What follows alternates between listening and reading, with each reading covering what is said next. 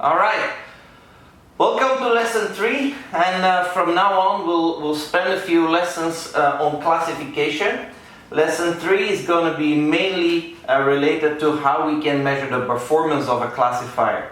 Yeah? Just to refresh our minds from lesson 1, classification problem tries to map any point x1, x2 to a red point or a blue point. Yeah? So you have any x1, x2, and then the model should predict if the y is going to be 1 or y is going to be 0. Yeah? So you can see that this transformation or this model is fundamentally different from what we've seen in regression. Yeah? So here you take any linear score and you convert it to a probability. Whereas in regression, we try to map X features to labels, and here the Y is a continuous variable. It's an element of the real numbers. So fundamental difference. So let's take a look at this problem in particular. Well, here it's quite easy. What we're going to do is we're going to change the coordinate system. Yeah? And this is of course going to be x2 and this is going to be x1. Yeah? And here we have our classifier. Meaning if x1 is negative, it's going to be red, and if x1 is positive, it's going to be blue.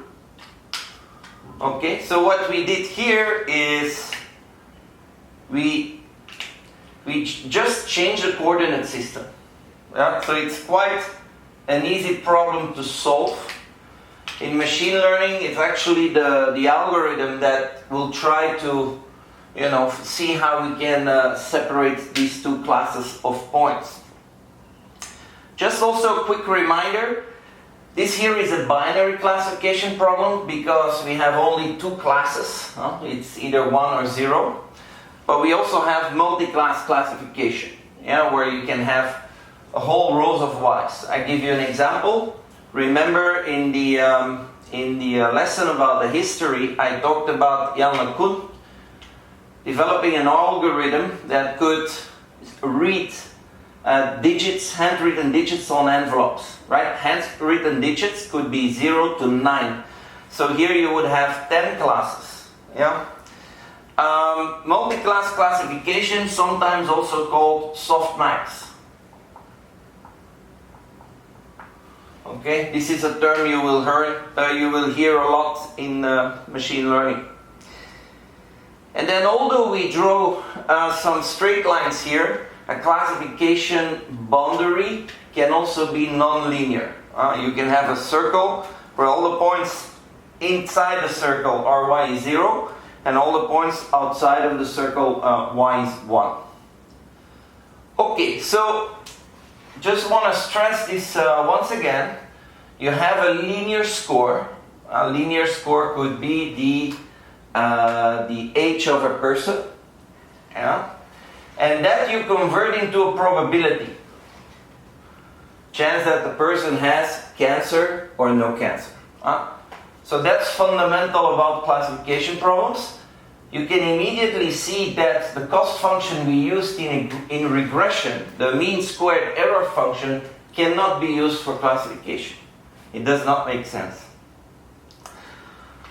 What are the classifiers or the algorithms we will take a look at in the next few lessons? Well, there is k nearest neighbors, and we will do a coding exercise on this one.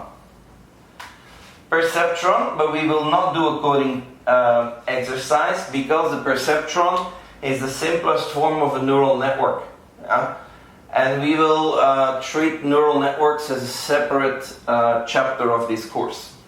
Naive Bayes, we will do an exercise. Logistics regression as well. SVMs or support vector machines, yes. Decision trees, yes. And neural networks, yes, but not in this kind of chapter. Not in this chapter, right? So it is in the neural networks chapter. So let us maybe change that to a cross. Yeah, and the same here. We will do neural networks chapter.